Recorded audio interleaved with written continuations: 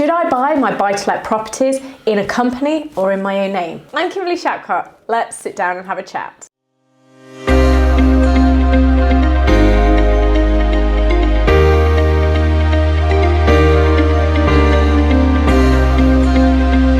Should you buy your buy-to-let property in a company or in your own name? Now, there's a couple of things that we need to talk about in this area.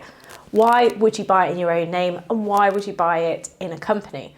Well, the first two things that are very key to this topic is to do with the risk associated to that property and also the tax implications. So let's start with the risk side of things.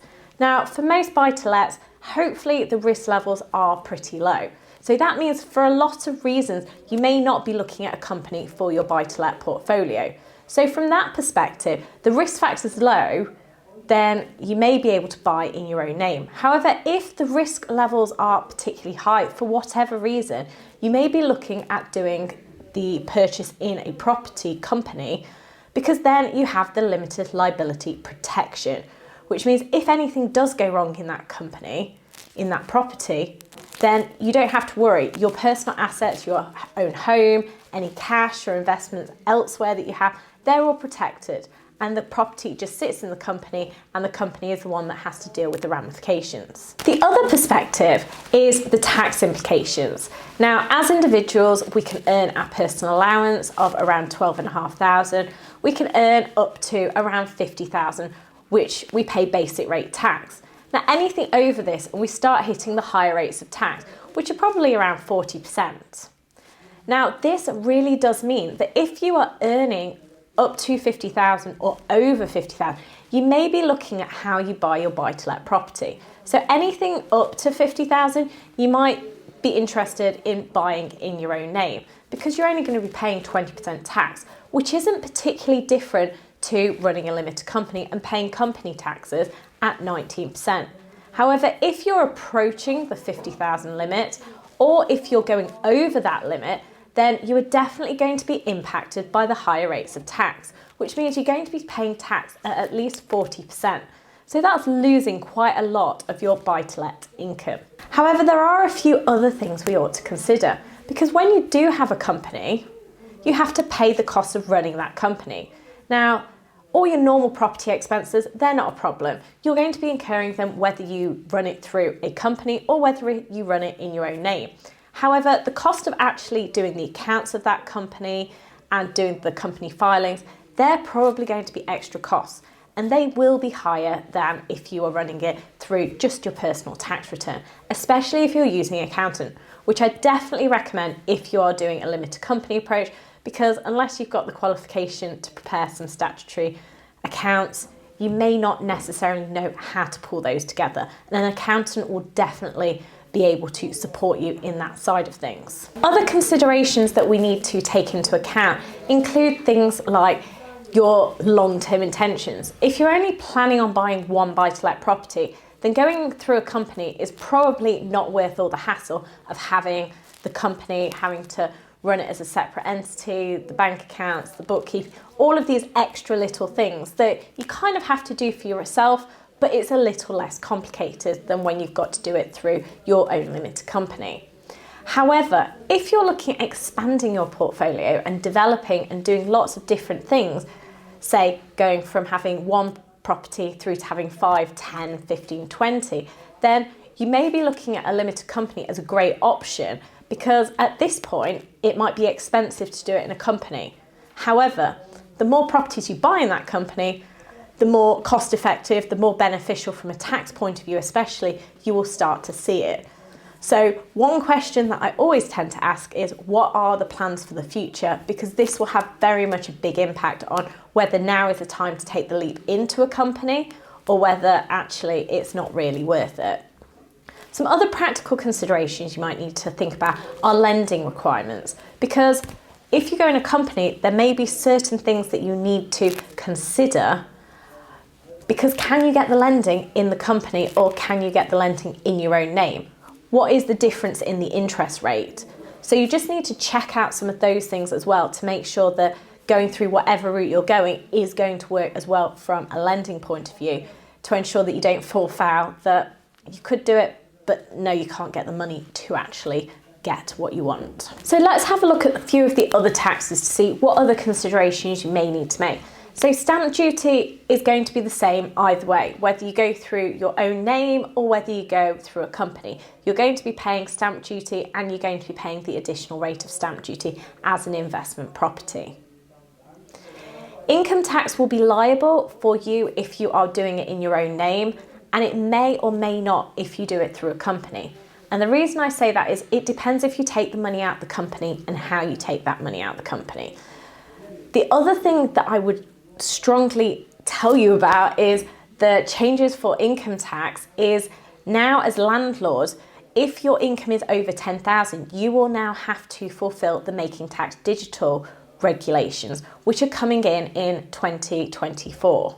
What this means is you'll then have to be reporting quarterly to HMRC the rental income you're receiving and any expenses, and then at the end of the tax year you'll do your tax return or final tax submission to them to confirm what your income has been for that tax year and confirm all the different information you need to, as per kind of like we are now, just in a slightly different format. Obviously, if your rental income is going into a company, you won't have to do those Making Tax Digital regulations until that comes in for companies, which at the earliest is probably looking at 2026, 2027, but we don't know about that just yet. We'll find out about that as the next stage of Making Tax Digital comes into play. Corporation tax is definitely payable if you are doing things through a company, and this is at the company rates, which are currently 19%, but they are heading in an upwards direction over the next couple of years. So that might have an impact on the taxes that become payable as we start to see those come through in 2022, when these new tax rules come in at the higher profit levels. Another tax that is one to mention is capital gains tax. Now, if you do own a property in your own name and you sell it, then you have a capital gains tax allowance as an individual. Whereas in a company, you don't get any of these allowances, so you just pay capital gains tax at the corporation tax rate of 19%. Now, this could be a big deal or it might be absolutely irrelevant. It kind of depends how long you're looking at owning those properties for. If it's going to be the next 10, 20 years, we don't know where capital gains tax is going to be exactly in that time period, so it's maybe not the biggest tax to be overly concerned with at this point in time. One that is worth considering, especially at this point in your investing plans. Inheritance tax is crucial to consider. Now, if you're planning on buying and holding your properties for a number of years and potentially to your own demise, then inheritance tax becomes something that you should be considering. As anyone who has a property portfolio, there will be consideration of this, as you're probably likely to be over the inheritance tax thresholds, which haven't moved for a number of years and are unlikely to move for a few years to come. So therefore, anyone who's over 325,000 as an individual or 650,000 as a couple, in all of their assets, they will be impacted. Now, that means a lot of people are impacted as they buy property, because even just buying £100,000 or £200,000 properties, if you've got your own home of maybe 200,000-300,000, you're now already over by the purchase of that first or second property. So inheritance tax is something you should be considering. And one of the great ways of managing this is buying through a company, because you can put your children or other people that you would be giving that asset to in the future, make them shareholders now, so that you're spreading the wealth, you're spreading the value of your estate already, so you're not going over those tax thresholds for inheritance tax. But more about that on a separate video. The aim here today is to just give you all the different thoughts and things that you need to be considering when looking at whether you want to buy in your own name or through a company. A few final thoughts then before we conclude our video today. One area that changed a number of years was something called Section 24, or the interest rate relief requirements. Now, this changed how you claim the interest on your mortgage, on any loans that you have on the property, to restrict how much you can claim. So you can still claim some of it, however, you just can't claim all of it in your tax calculation in the same way as historically.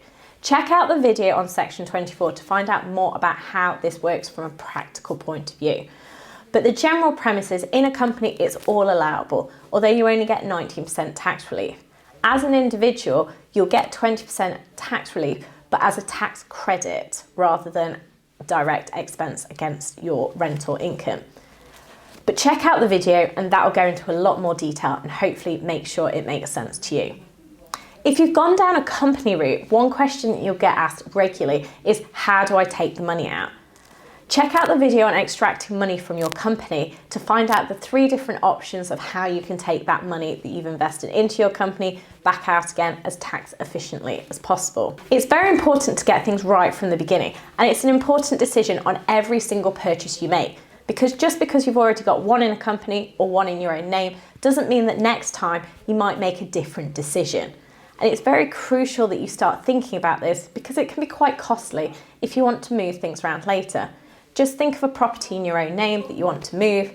You've now got a mortgage that you might have early repayment charges on. You might have additional stamp duty to pay. What about the capital gains tax? Or is there additional corporation tax to pay from moving it out of a company? Or there are so many variations here. So it's just very crucial that you try and make the right decision at the time. Obviously, things change. Life moves on. Things happen in all of our lives. So things might need to move or change in the future.